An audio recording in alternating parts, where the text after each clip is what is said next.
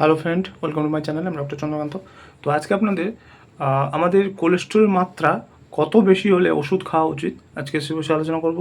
তো কোলেস্ট্রল মাত্রা, আমাদের ব্যাড কোলেস্ট্রল যেটা এলডিএল কোলেস্ট্রল, সেটা হচ্ছে আমাদের ক্ষতি করে। এবার সেটার মাত্রা, সেটার ভ্যালু কতটা হলে আমাদের মেডিসিন স্টার্ট করা উচিত, আজকে সে বিষয়ে আলোচনা করবো। চ্যানেল নতুন, চ্যানেল সাবস্ক্রাইব করুন। চলুন শুরু করা যাক। তবে মনে রাখবেন, কোলেস্ট্রলের মাত্রা কোনো সংখ্যার উপর ভিত্তি করে ওষুধ স্টার্ট করা যায় না।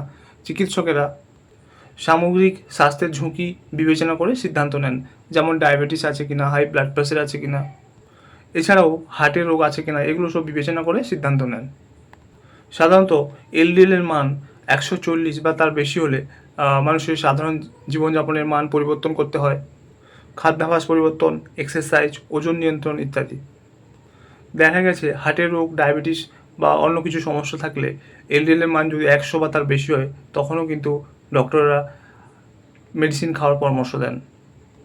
তবে এলডিএলের মান যদি 190 বা তার বেশি হয়, তাহলে কিন্তু ডক্টররা জীবনযাত্রার মান সেগুলোকে উন্নত করার পাশাপাশি ওষুধ খাওয়ার পরামর্শ দেন।